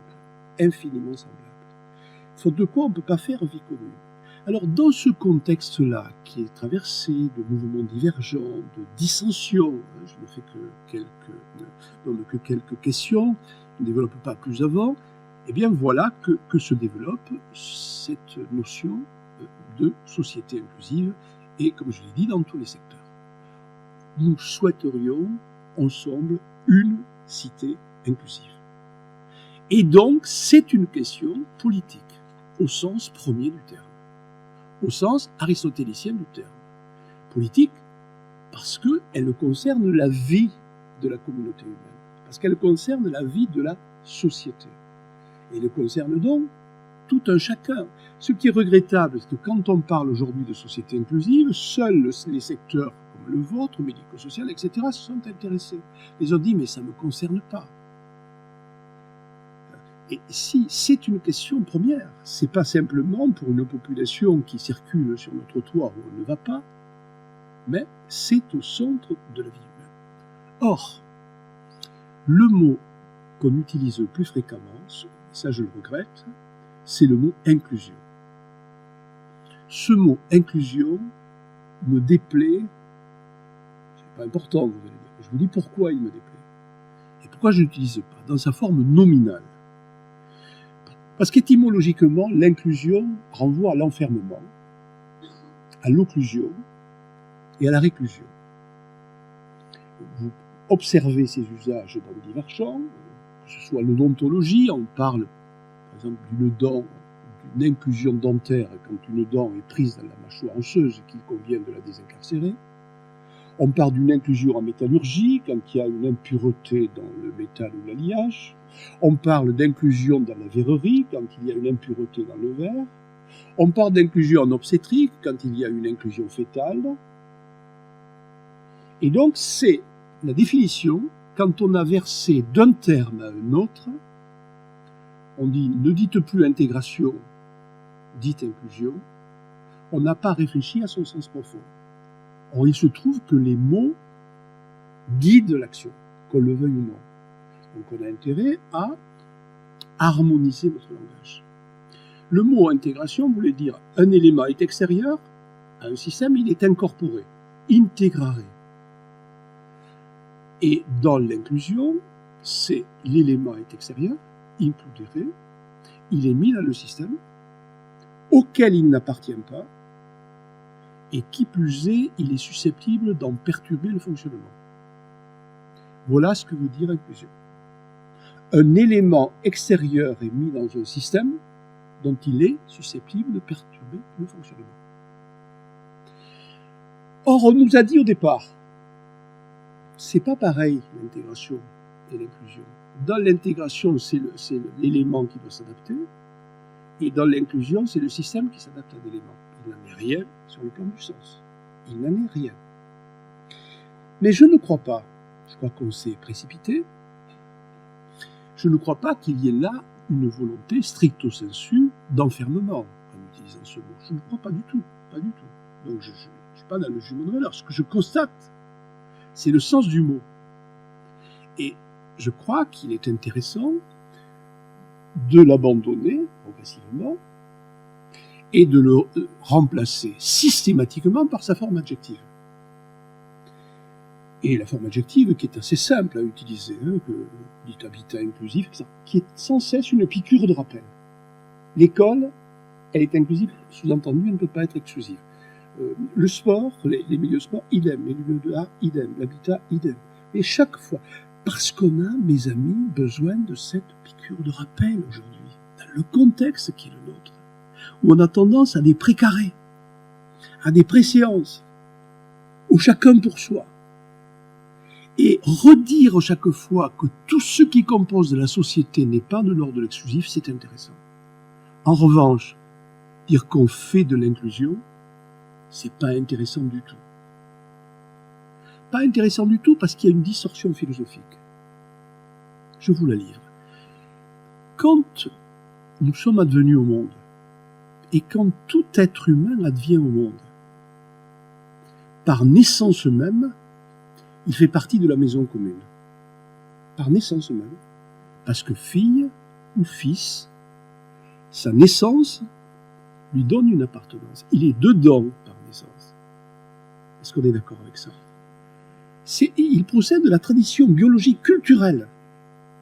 Et nul besoin de label de conformité pour le garantir.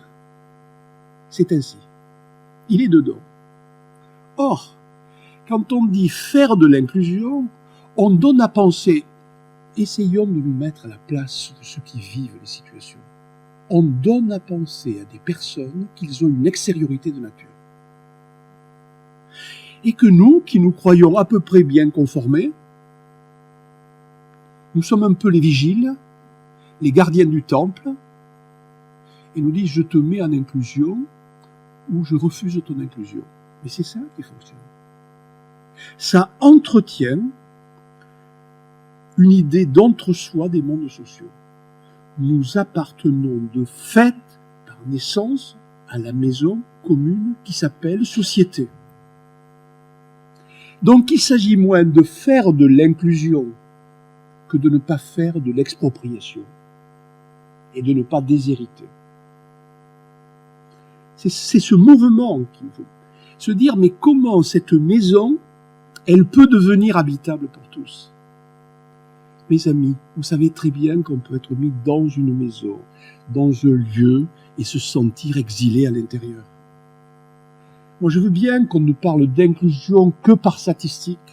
C'est ce que nous a dit Catalina de Vendas quand elle est venue dès 2017. Demandez-vous d'abord si les classes sont inclusives, avant de vous demander combien il y a d'inclusion scolaire statistiquement attestée. Et on fait la différence entre les deux. Si vous mettez un enfant dans une classe sans l'accompagnement requis, sans les pédagogies requises, sans les formes didactiques requises, les temporalités requises, etc., il peut être relégué à l'intérieur, cet enfant-là. Il comptera dans les statistiques, mais la classe sera-t-elle inclusive? Donc, faire de l'inclusion n'est pas être inclusif. Mettre dedans n'est pas la garantie d'être inclusif. Vous savez, il y a des enfants. Quand on parle d'enfants en situation de handicap, on parle d'enfants excessivement divers. On parle d'enfants qui ont des troubles psychiques dans la zone légère ou moyenne. Et on parle d'enfants auxquels le corps et l'esprit n'obéissent pas du tout et qui doivent être médicalisés de manière permanente. Permanente. J'étais quelques années à San Salvador, hier, avec Cyrulnik et Ruffo qui suivent cet hôpital. Mais voilà, il y a des situations excessivement lourdes. De qui parle-t-on? On parle de ceci ou on parle de cela quand on dit les enfants en situation de handicap à l'école? Même l'Italie, qui est rentrée depuis 1977 dans une école toute inclusive, mais il y a quand même des enfants qui ne le peuvent pas, j'allais dire qui ne le doivent pas.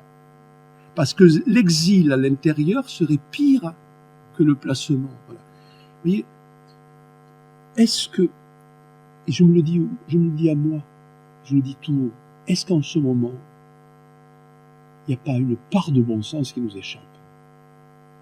Pour répondre à un monde qui ne nous demande que des slogans, parce que c'est ceux qui se vendent le mieux. Et que le bon sens ne se vend plus. Bien sûr, on le sait, on ne veut pas le savoir, qu'il y a des enfants qui ne peuvent pas. Les parents le voudraient bien. Donc, la question, elle n'est pas là. La question, elle n'est pas de dire on va faire de l'inclusion scolaire des enfants comme on met du linge au soleil. Sous prétexte qu'il faut faire monter les statistiques, il faut dire l'école est un patrimoine commun. Chaque fois que quelqu'un peut en bénéficier, il le doit, mais hélas, la vie ne le permet pas parfois. Hélas. Voilà la vraie question. Et pour la société, c'est la même chose. C'est exactement la même chose. Prenons notre exemple. J'étais à Brest sur la question de l'habitat inclusif. Personne n'a dit, moi je vivais dans une... il a parlé de sa maison. Il l'aimait comme sa maison. Ils étaient peu nombreux. Manifestement, c'était chaleureux, il y avait de la bonne cuisine. Il se plaisait. Puis on lui a dit, il faut absolument aller vivre en ville sous prétexte qu'il y avait quelque chose de la forme de l'habitat inclusif. Il a témoigné, il a dit, mais moi, je ne veux pas rester là. Je veux revenir dans ma maison. Parce que vous dites, c'est inclusif, je suis tout seul. Tandis que là-bas, j'avais de super copains. Voilà. Parce qu'aux formes, au visage de la vie, je crois que la question, moi j'aime beaucoup Lévinas, c'est par du visage, il n'y a que ça de vrai. C'est pas les personnes en situation de handicap, ou les enfants en situation de handicap à l'école, ou les adultes en situation de handicap, obligatoirement au cœur des villes, dans des habitats inclusifs. Non, il faut répondre à la variété des visages par la variété des offres. Rien d'étonnant à cela. Rien d'étonnant à cela. Alors, la question qui demeure pour nous, là aussi j'ai pu le confronter, c'est mon expérience en tout cas, et à chaque fois je dis c'est pas des vérités, c'est mon expérience, j'ai pu le confronter, notre difficulté, c'est de se dire qu'il nous faut désenquister un noyau dur qui nous a construit dans notre culture. C'est, nous imaginons qu'il y a un dedans dont nous serions, parce que nous sommes à peu près à la forme, et puis un dehors, avec les gens qui ne sont pas tout à fait à la bonne norme culturellement construite.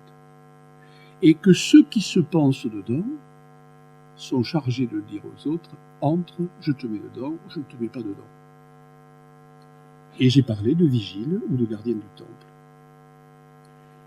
Et il dit, mais je te permets d'entrer, je suis bien bon parce que je te laisse entrer. Non, non. La maison ne t'appartient pas. Ceux qui n'ont pas choisi leur destin, qui se seraient bien passés de porter une forme de blessure, la maison, elle est à eux aussi. Et voyez, ça nous remet au cœur de la Convention, ce sont des droits inconditionnels. Inconditionnels. Pour eux, comme pour les autres. Donc, ça m'a conduit à cette définition, une société inclusive est celle où nul, quels que soient les aléas de la naissance ou du cours de la vie, n'est ni exproprié, ni déshérité de sa part du capital collectif, dont le corpus des droits fondamentaux fait partie. Voilà la règle. Voilà la règle d'une société inclusive. Et je me souviens toujours en disant ça de ces mots de Simone de Beauvoir que j'ai souvent dit. Le plus scandaleux dans le scandale, c'est qu'on s'y habitue. Et que dans nos vies, quand on a la chance de marcher, de parler, d'entendre, de voir, de ne pas être trop en difficulté, on finit par s'habituer à des exclusivités sans les voir. On s'y habitue. Et les autres butent contre ces exclusivités. Et quand ils nous disent, experts de l'intérieur, tu sais, c'est difficile pour moi, on dit, mais écoutez, ils font que se plaindre. Pourquoi se plaignent-ils ? Il y a des allocations, on fait tout ce qu'on peut, et puis ils disent toujours que c'est inaccessible. Moi, je ne le vois pas. Grande difficulté. Alors, la question, c'est que pour que cette maison commune soit habitable, qui appartient à tous inconditionnellement, avec comme capital commun, ce qu'il nous faut l'aménager. Faute de quoi, on ne peut pas s'y déplacer, on ne peut pas y faire œuvre. Un petit peu comme une maison, sur la façade de laquelle vous mettez un plat incliné, ça permet d'entrer dans la maison, mais dedans, on ne peut pas circuler. Parce que rien n'est à hauteur, les couloirs sont trop étroits, mais on vous a mis dedans, on vous a mis en inclusion. Alors la question, c'est ça. C'est prendre soin de l'ensemble des résidents par nature de la maison commune, de la demeure commune, c'est aménager cette maison. Aménager les lieux d'éducation. Je travaillais avec Laurent Thomas sur les structures petite enfance. On avait fait à l'époque une étude ensemble. Beaucoup de parents éreintés par l'accompagnement de l'enfant difficile se voient refuser ou se voient un peu moins maintenant. On disait, mais vous savez, nous, on n'est pas préparés. Finalement, ces crèches étaient exclusives. Alors aujourd'hui, il y a beaucoup de crèches inclusives. Je pense à la maison d'Agobert, je pense à la Souris Verte à Lyon, etc., etc. Voilà, ils ont ouvert la porte. Voilà. Eh bien, aménager, c'est ça. Aménager les environnements d'éducation, de travail, de soins. Songez aux travaux de Pascal Jacob sur la question des soins difficiles. Dernièrement, des parents me disaient leurs difficultés encore avec les soins dentaires, même s'il y a eu des progrès en 10 ans, etc. Mais nous, on dit généralement il y a des progrès. C'est une formule facile. Bien sûr qu'il faut les constater, les louer, ces progrès. En même temps, il y a toujours des situations individuelles de grande souffrance quand on ne peut pas faire soigner son enfant. Pascal Jacob montre aussi que les jeunes femmes, pour leurs soins gynécologiques, sont beaucoup moins bien soignées. Donc des cancers féminins qui pourraient être traités ne le sont pas. Donc vous voyez, c'est tout ça. Hein, c'est tout ça. Diversité des besoins, diversité des destins, en décompensation j'allais dire, des plans inclinés diversifiés. Architecturaux, soignants, professionnels, éducatifs, pour que la maison soit habitable. Parce que vivre dans une maison sans pouvoir s'y déplacer, ça n'est pas la peine. Alors, ce qui nous est dit sur l'école, il nous faut l'entendre aussi. Moi, j'aime beaucoup la maison à laquelle je dois tant l'éducation nationale. Hein, donc, je peux m'autoriser. Mais les profs ne sont pas formés aujourd'hui à hauteur du défi. Ils sont pas hors. Et les spécialisés le sont. Les autres un peu, et très peu. C'est pas encore véritablement dans la culture d'une formation à hauteur du défi. Spécialisés, oui, généralistes, on les exhorte. Et beaucoup ne se sentent pas concernés, du coup. Il n'y a pas une culture sur ces questions. D'autre part, le rapprochement nécessaire que vous appelez de vos voeux entre l'éducation nationale et le secteur médico-éducatif ne peut pas s'opérer, il s'opère plus difficilement. Il y a déjà des prémices intéressantes, mais il s'opère plus difficilement parce qu'il n'y a pas de moment commun. Qu'est-ce qui nous empêcherait aujourd'hui que dans les instituts de formation, il y ait un tronc commun avec bien sûr ensuite des arborescences, mais qu'il y ait quelque chose en commun dans la culture. Vous voyez, peut-être parce qu'on a pensé, et là aussi c'est ce qui nous est dit par le rapport, que la question du handicap c'était un peu paternaliste, et qu'il suffisait d'avoir un grand cœur et plus d'humanisme que les autres, et que les savoirs viendraient par surcroît.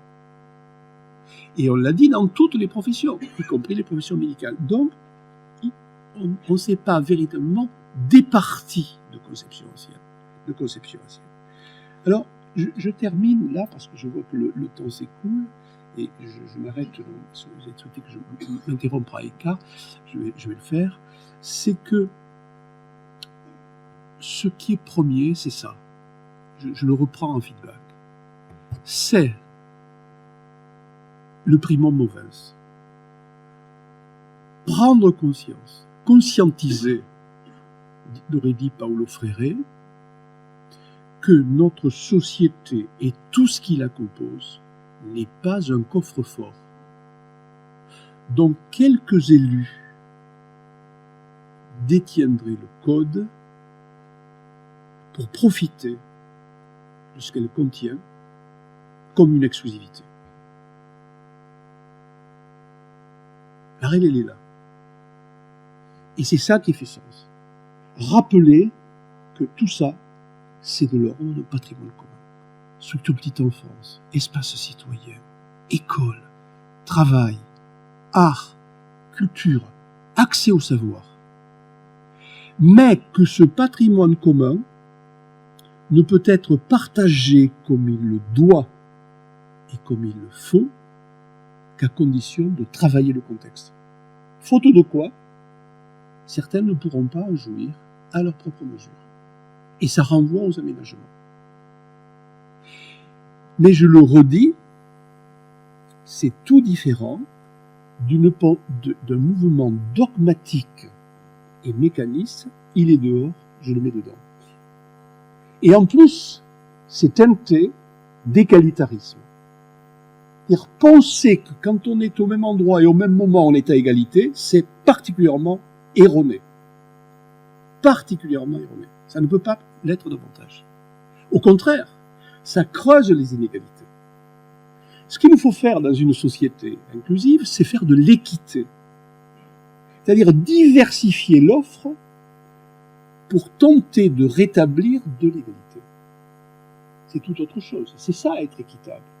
C'est pas par des statistiques dire on assure l'égalité des chances parce que tout le monde est à l'école en même temps. Ça, c'est un slogan. C'est pas une réalité. On assure l'égalité des chances parce que l'entreprise a cette année embauché 50 personnes handicapées, mais par contre on ne leur fait rien faire. Il y a de faux contrats, etc. C'est pas ça du tout. C'est pas ça du tout. Donc on voit qu'il y a là la clé de l'affaire. Ça, tout ça, c'est du patrimoine commun. Et c'est cette conscience-là. Alors, je pense à Kaplan, vous savez, c'est un psychosocial. Il parlait d'un ivrogne. Un ivrogne qui cherchait la clé de sa maison, il avait été garé, et il prospectait obstinément au pied de lampadaire, sous prétexte qu'il y faisait plus clair. Il pensait que, au lieu de chercher sa clé partout, il disait « je la cherche uniquement là parce qu'il fait plus clair ». Alors, je crois qu'il ne faut pas tomber dans ce biais-là par rapport au mouvement inclusif, et se dire il nous faut actionner un certain nombre de leviers, et ça sera mon mot de conclusion, pour parfaire le mouvement, l'amplifier. Le premier levier, c'est l'éducation. Pestalozzi, qui était un pédagogue suisse, qui avait commencé en politique, il dit « j'ai essayé en politique, ça ne sert à rien ». Et donc, je me suis mis dans l'éducation. C'est la seule œuvre utile.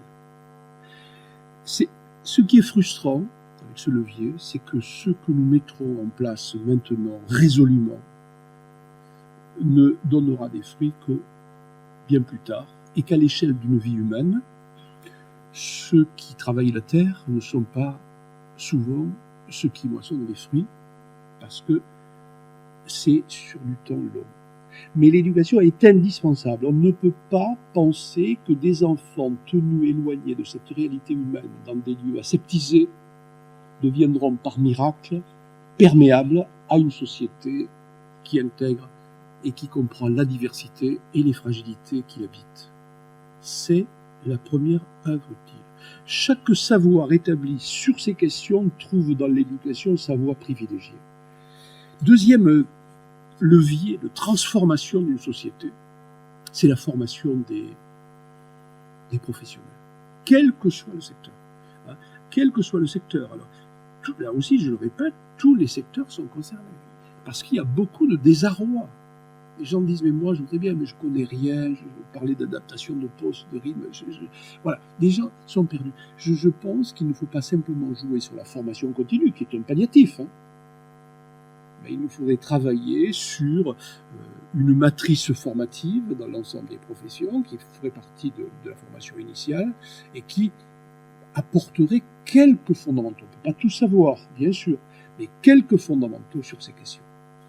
Et je propose un troisième levier qui me paraît aussi essentiel, c'est la question de la reconnaissance, j'ai commencé par là, de l'expertise, de l'intérieur. C'est-à-dire, dans notre culture, nous sommes habitués à parler à la place des autres. C'est-à-dire, on parle à la place des parents, on dit, mais les parents, il vaut mieux que les professionnels. Les parents, vous savez, les parents, ils sont noyés dans l'affectif, très bien. Donc, on les met de côté dans les grandes décisions. Puis, les personnes en situation de handicap, vous savez, c'est bien, mais ça pose problème. Ils parlent pas vite, ils sont maladroits, on ne les comprend pas bien. On va parler à la place. Et donc, on a nié souvent, et là aussi, non pas par mauvaise inspiration, mais par habitude culturelle, par recherche d'efficacité, souvent, la parole de ceux qui font l'expérience en eux-mêmes et qui, par leur savoir, qui est insubstituable, vous savez, vous le vivez aussi, tout ce qu'on dit là, on peut le transférer sur d'autres situations. Quand on vit quelque chose, on dit parfois, personne ne peut le comprendre. Et puis je ne peux pas te le dire. Mais voilà, c'est un savoir insubstituable, auquel on est conduit par une expérience de vie. Eh bien, retrouver, alors, on emploie beaucoup de concepts aujourd'hui, un peu plus durcis, pouvoir d'agir, reconnaissance du pouvoir d'agir, c'est ça que ça veut dire. On parle d'empowerment, on parle d'autodétermination. Vous voyez, ça renvoie à tout ça. C'est-à-dire la place que l'on donne à ceux qui font l'expérience et à leurs proches. Et je crois que l'intelligence collective du mouvement inclusif ne veut pas s'exempter de ce qu'ils apportent eux. Il y a toujours le risque d'un savoir surplombant dans le domaine qui nous rassemble, d'un savoir surplombant. Moi, je n'ai jamais cru qu'au savoir qui monte. Moi, ce que j'ai tenté de faire, vous avez parlé tout à l'heure, à travers, j'ai tenté de faire ça. Quand je suis rentré d'Océanie et que j'ai basculé du côté je faisais de l'anthropologie culturelle, du côté des situations de handicap, la première chose que j'ai faite, c'est d'ailleurs vous avez rappelé un des livres, c'était une quadrilogie, le handicap en visage. Travailler pendant 2-3 ans avec des parents, 2-3 ans avec des fratries, 2-3 ans avec des personnes elles-mêmes en situation de handicap, et 2-3 ans avec des professionnels. Mais c'est eux qui m'ont tout dit. Je savais des choses, mais infiniment moins qu'eux. Et ensuite, qu'est-ce que j'ai fait avec ? C'est d'ailleurs la démarche anthropologique. C'est l'immersion, c'est l'écoute, l'immersion, et puis ensuite tenter d'organiser ce savoir. Voilà, c'est ça. Quand Lévi-Strauss va travailler chez les tribus d'Ambiquara, d'Amazonie, qu'est-ce qu'il fait ? Il va vivre avec elles, et puis il essaie de comprendre, au lieu de juger, comment ils organisent la parenté, les relations quotidiennes, le travail. C'est ça. C'est ça la démarche anthropologique, et c'est ce que j'ai tenté d'appliquer. Mais tout ça, c'est sa part, c'est un savoir montant. Et quand on arrive avec des concepts trop durcis, je vais vous expliquer comment on fait de l'inclusion. Ce qui est bien plus intéressant, c'est aller vers des personnes. Vous voyez, cette personne à Brest, vous voyez, on l'a mis en inclusion en habitat. Et lui, il se lève, il dit, oh, moi, c'est pas ça. Si je veux ça, voilà. Vous voyez, et ça, c'est fort intéressant. C'est une question qui ne peut pas se satisfaire. Et il y a évidemment, dans cette question de l'ordre du rationnel, une dimension du sensible. Et ce qui s'oppose au rationnel n'est pas le sensible, mais c'est la sensiblerie et le sentimentalisme. Mais il y a une dimension éminemment sensible. Donc je m'interromps pour respecter le temps, parce que je sais qu'à Besançon, vous êtes très sévère sur la question des horaires. Je crois que la société inclusive, on se pose parfois la question, mais on le fait naïvement. On se dit, mais quand est-ce que ça va arriver ? Il ne faut pas se la poser comme ça. Je crois que le destin d'une société, dont on a rappelé le sens, c'est d'être éternellement en chemin. Et le destin d'une société, pour le dire différemment, c'est d'être un édifice. C'est pour ça que j'aime beaucoup la métaphore de la maison. C'est un édifice qui est à reconstruire pierre par pierre, sans arrêt. Et il appartient à chaque génération, dont la nôtre, pendant notre temps de passage, d'en parfaire l'architecture. C'est comme ça qu'il faut voir les choses. Et que chacun, finalement, est au monde habitant initial de cette maison pour participer à sa reconstruction permanente. C'est toujours de l'inachevé. Donc la société inclusive, moi je veux bien vous la vendre comme un dogme, une idéologie, un slogan simplificateur, mais c'est pas ça. C'est une remise en cause. Et on en a besoin certainement en ce moment. Et c'est là notre espérance. Une société qui s'est un peu fragmentée, vous savez, comme du verre, les fragments épars, et qu'il nous faut apprendre à recoller. C'est ça qui nous intéresse. C'est pas de mettre dedans des gens qui n'y trouveraient pas leur place. C'est pas ça du tout. C'est pas ça du tout. Alors ça ne connaît ni limite, ça ne connaît ni religion, ça ne connaît ni appartenance politique, mais c'est une question très politique, dans le sens le plus noble du terme, parce qu'elle concerne la communauté à laquelle nous appartenons et qui doit faire société. Donc vous voyez, c'est ça, le challenge, c'est de situer résolument dans la pensée et l'impensé une question qui finalement est de l'ordre de l'universel, même si ça concerne des personnes que l'on dit singulières. Alors, c'est évident qu'on ne peut pas dire et les autres, c'est que notre engagement, là où nous sommes, à notre toute petite mesure, individuel et collectif, est en jeu. On ne peut pas changer la société sans changer notre manière, nous-mêmes, de la concevoir. On ne peut pas, ça ne marchera pas comme ça. Ça ne peut pas marcher comme ça. Alors, dans un va-et-vient permanent, il est clair qu'on façonne la société dont on est membre et qu'en retour, elle nous façonne. Mais c'est comme ça que les choses peuvent changer, pas à pas. Écoutez, entre nous, ce ne sont quand même pas les rois qui ont fait les révolutions. Merci à vous.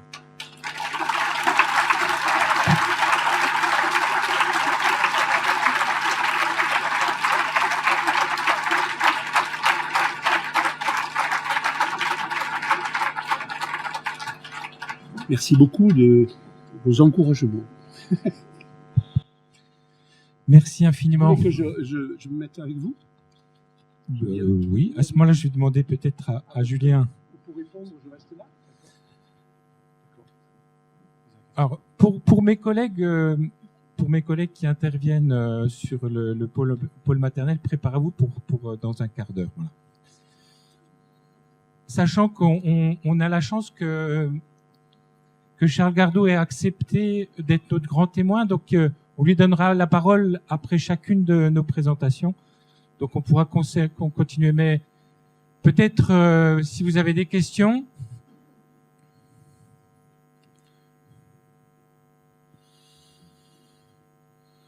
Alors moi, allez-y.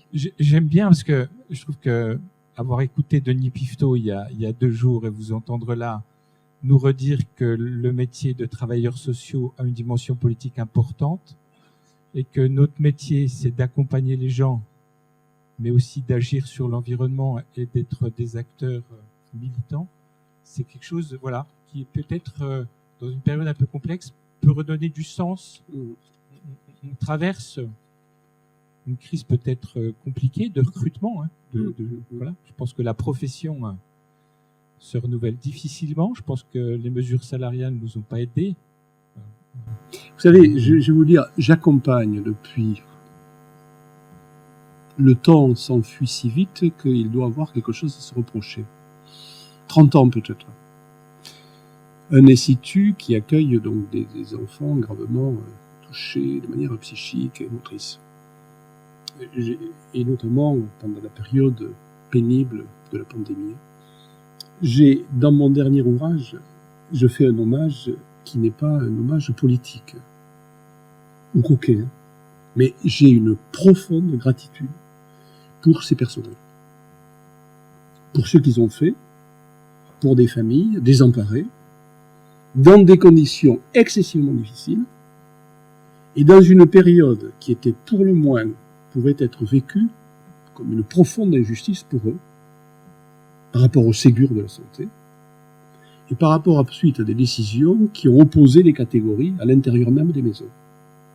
L'un relevant du social, avec une prime, je ne sais pas, une augmentation, l'autre non, etc. Alors, je crois qu'il nous faut ensemble, et c'est pas surfait, se redire combien aujourd'hui notre société, si on veut une société inclusive, a besoin de tous à égale considération.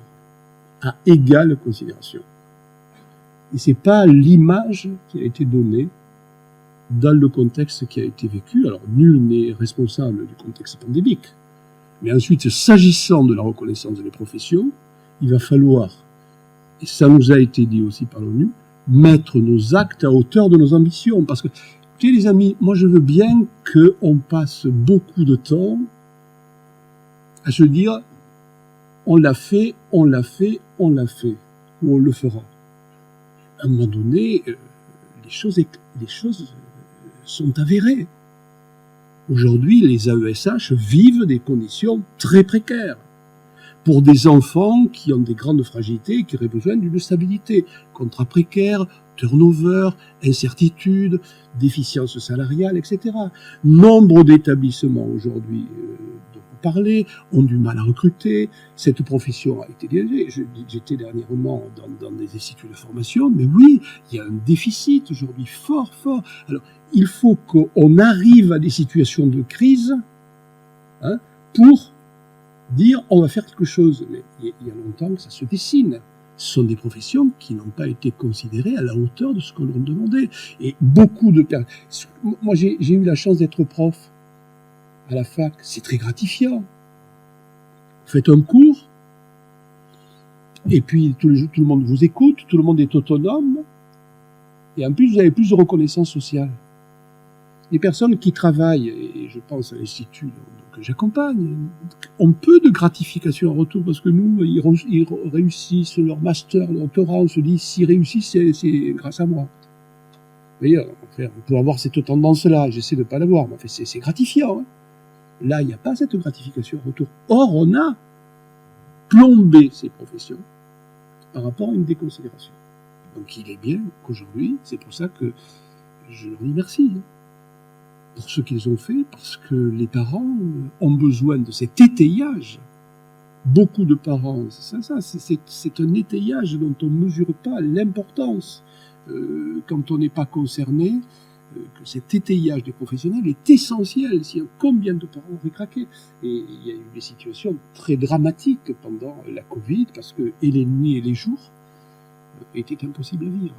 Donc je crois qu'il est bon, sans noircir les choses, qu'on apprenne dans notre culture à dire les choses telles qu'elles sont et non pas telles que l'on voudrait qu'elles soient. Et on a un sacré travail à faire par rapport à ça. Et la Convention, ça nous a joué un mauvais tour, parce que quand la Convention a été adoptée par l'ONU, ça a été le même processus, on l'a signée tout de suite, dès 2007, parce qu'on a dit, on le fait déjà. Alors que des pays comme la Finlande, là aussi, moi je suis très fier d'appartenir à mon pays, je ne suis pas de ceux qui se battent la coupe en disant on fait tout mal, mais on se dit trop souvent ce qui est dit est fait. Et du coup on ne le fait pas, on le fait partiellement, alors que les Finlandais l'ont signé beaucoup plus tard, l'ont ratifié beaucoup plus tard, alors que les pays nordiques ont cheminé plus avant que nous. Je pense aussi à l'Allemagne, je pense aussi à la Suisse, on est allé très très vite, on s'est dit c'est fait. Donc on a peut-être ensemble, et moi le premier, une attention fait de mettre en congruence, hein, le dire et le faire. C'est pour ça que je vous parle de cela par rapport aux professions qu'on a trop négligées. Merci de m'avoir donné l'occasion de... Delphine, le micro est là. Peut-être vous présenter. Non, bonjour Monsieur Gardou. Je suis contente de vous voir parce que j'étais ici au mois d'avril avec le Centre de ressources autisme et puis vous avez été le fil rouge de la journée. Vous avez été évoqué à de nombreuses reprises par tous les professionnels dans le cadre de l'autisme. Moi, j'avais une question. Je reviens sur votre mot différent. Souvent, le mot différent, des enfants différents. Souvent, nous, pour expliquer aux enseignants généralistes, que vous appelez généralistes, on dit c'est ni mieux, ni moins bien, c'est différent. Mais pas dans le sens négatif du terme, justement dans le sens pour qu'ils comprennent que, justement, il faut apporter peut-être des choses différentes. Alors, qu'est-ce que vous pourriez nous dire de dire plutôt que ce terme différent? Alors, c'est une question que j'aborde dans la fragilité de source parce que voilà, il y a des expressions, vous avez raison madame, mais merci de ce que vous disiez précédemment, il y a des expressions qui nous jouent, si on n'y réfléchit pas, de mauvais tours. Je vais revenir à votre question. On dit par exemple des personnes issues de la diversité. Avouez avec moi, c'est un non-sens. Nous sommes tous issus de la diversité. S'il y a quelque chose qui est de l'ordre de la diversité, c'est nous les humains. Nous sommes tous divers. Et on a l'air de restreindre la diversité à une couleur de peau, à une orientation culturelle, sexuelle, je ne sais quoi encore. Mais voilà. Et donc, on vient faire un particularisme, on vient couper de l'universel. Deuxième expression, les enfants à besoins spécifiques. Nous avons tous des besoins, plus ou moins spécifiques. Cette expression, et donc, il n'est pas mauvaise en soi, mais elle a l'air de faire, souvent, on dit des personnes à besoins spécifiques, les personnes simplement des nécessiteuses. Ce sont des gens qui ont des besoins. Répondre à leurs besoins suffit. Et on a l'air comme ça de les couper des êtres aussi désirants. C'est-à-dire des êtres de désir, pas simplement des êtres de besoin. Qui d'entre nous peut se dire « je suis qu'un être de besoin » Ce qui nous fait exister, c'est le désir, c'est les rêves, c'est les accablements. Ça. Donc attention de ne pas faire de ces enfants non plus quelque chose de métallique qui serait répondre simplement aux besoins. Et maintenant, par rapport à la différence, on est tous différents. Personne ne peut se dire « je ne suis pas différent ».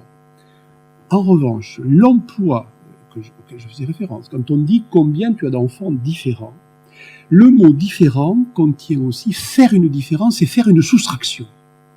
C'est ça aussi que ça veut faire une différence. Et ça a l'air de dire ils sont vraiment à côté de la communauté. Et on en vient à dire ils sont tellement différents qu'ils ne peuvent pas faire communauté avec les autres. Je trouve donc dire comme la différence, c'est un universel, c'est pas une singularité. C'est pas une singularité. Et donc, moi, je pense aussi, mais évidemment, chacun est absolument en totale liberté par rapport à ça, que chaque fois que l'on peut utiliser du commun, il faut le faire. Je prenais l'exemple de ces petites filles, je ne vois pas en quoi c'est intéressant de dire un enfant en inclusion scolaire. Moi, je dis scolarisé. Scolarisé. Parce que c'est un petit garçon, c'est une petite fille, il est scolarisé. En quoi est-il intéressant de dire une inclusion professionnelle ? Il travaille, il a accédé à l'emploi. C'est pas intéressant tout ça. Si vous voulez, c'est dans le même mouvement. On sépare sous prétexte qu'on veut unir. On est quand même complètement. Alors là, au lieu de dire voilà combien d'enfants scolarisés qui ont des difficultés particulières, quelles sont leurs difficultés. C'est beaucoup plus. Kafka disait, lui-même qui était atteint de troubles psychiques, disait cessons de faire d'ériger des frontières avec les mots. Cessons d'ériger les frontières avec des mots. Et il nous faut, je crois, apprendre ça et se mettre un tout petit peu à la place des gens quand on dit aussi c'est un trisomique, c'est un autiste. Vous voyez, c'est comme si nous portions une maladie, imaginons, je suis atteint d'un cancer, d'ailleurs peut-être, je ne sais pas encore, ça va venir, et puis qu'on m'appeliez le cancéreux. On dit, mais pourquoi ? Ils sont trisomiques, je peux bien dire trisomiques, qu'est-ce que tu me casses les pieds avec ça ? On ne peut plus parler normalement, les gens vous disent comme ça. Si, mon ami, on parle normalement, mais on parle dignement, comme tu souhaites que te parle aussi.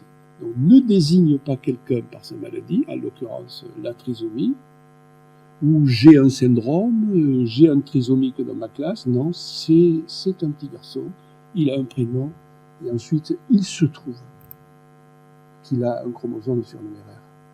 Vous voyez, je pense que notre société ne peut pas avancer si elle ne retrouve pas une dignité des mots et une dignité des situations. Elle ne peut pas avancer.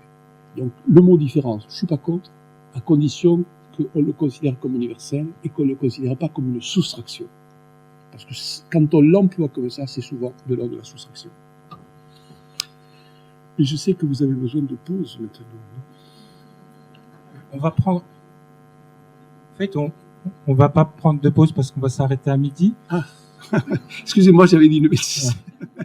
On va prendre encore une question et puis après, on vous fera quand même. L'idée est qu'on tienne nos horaires de départ ce soir parce que je sais qu'on vient de tous les coins de la Franche-Comté, de la Bourgogne et voire de l'Alsace. Donc, on va prendre une dernière question, sachant que Monsieur Gardou reste avec nous et on va faire une première présentation d'un dispositif juste avant le repas, et puis on aura le temps de rééchanger avec Charles Gardou tout l'après-midi. Mais une question à... Alors, en fait, je ne sais pas si c'est vraiment une question, mais est-ce qu'un des problèmes en milieu scolaire, en tout cas, est-ce que c'est pas la question de la difficulté? Parce qu'en fait, dans la maison commune, en théorie, on ne devrait pas avoir la notion de difficulté scolaire. Et il se trouve que ça rejoint la question de la norme et la question de la différence. En réalité, ce qu'on a en arrière-fond constamment, c'est la notion de la difficulté. On ne parle jamais, en ESS en tout cas, je suis enseignant référent, on parle jamais, on parle toujours en fait de la difficulté scolaire. C'est un mot qui revient en transversal partout, et c'est sûrement, est-ce que c'est pas un concept qui nous empêche de penser, en fait, tout simplement? Alors, vous avez raison. Là aussi, le rapport de l'ONU nous le rappelle. Hein. Vous êtes trop encore, avec un regard centré sur la déficience, la difficulté et l'obstacle. Et vous n'êtes pas sorti. C'est-à-dire, on est, regard 1980. Hein, CIH, déficience, incapacité, désavantage. Or, on nous dit c'est pas ça. Et vous avez raison. Il n'y a pas à focaliser de manière permanente sur la difficulté, il y a à considérer aussi des potentiels, des talents inaperçus, des possibilités qu'on ne sait pas voir. Et c'est cela qui est le plus valorisant. On n'a jamais permis à quelqu'un de grandir quand on focalise sur la plus petite partie de lui-même. Et les enfants qui ont des blessures particulières, psychiques, etc., en permanente, on les enferme dans leur difficulté. Vous avez tout à fait raison. On a du mal à en sortir. Parce que les personnes en situation de handicap, pour nous, sont des personnes qui sont dans le manque, le déficit, qui n'ont pas, etc., qui n'ont pas de chance, qui n'ont pas de potentialité, etc. Donc, et dans le travail, c'est la même chose. Et on voit que selon les cultures, c'est pas du tout semblable. Moi, je vous dis, j'appartiens à une culture originelle où on avait l'air sauter les murettes du jardin. Parce que on n'avait pas les moyens de voyager. Et donc, j'étais dans cette culture-là où je pensais que les choses étaient comme des absolus. Vous savez, comme le fleuve qui coule toujours au même endroit, à la rivière, etc. C'est absolu. Quand je suis arrivé 32 heures plus tard, parce qu'il faut à peu près 32 heures à l'époque pour aller aux îles Marquises, j'ai tout déconstruit. Ça a été violent. Tout ce que je pensais assurer en termes de normes, de vision, était déconstruit. Et notamment la vision sur des personnes qui avaient des problèmes de physique, mentaux, moteurs particuliers. Parce qu'il n'y avait pas d'institut. Les choses se passaient beaucoup plus naturellement dans la vie commune. Et puis les gens disaient, pour répondre à la question, tu sais, lui, il est comme ça, mais par contre, il sait faire ça. Et l'accent a été mis sur ce qu'il savait faire. Et c'est intéressant que le mot, vous savez, vous avez entendu ce mot qui s'est répandu un peu et que d'aucuns ont utilisé, autrement capable. Vous avez entendu parler, on dit, il faudrait parler des autrement capables. Et vous savez où c'est né? Ça s'est né entre La Réunion et Maurice, sur une petite île agraire, beaucoup d'agriculteurs, c'est l'île Rodrigue. Vous voyez, qui est je crois qu'elle est située entre La Réunion. Et autrement capable. Il ne parle pas de difficultés, il parle des autres capacités. C'est intéressant. Merci à vous.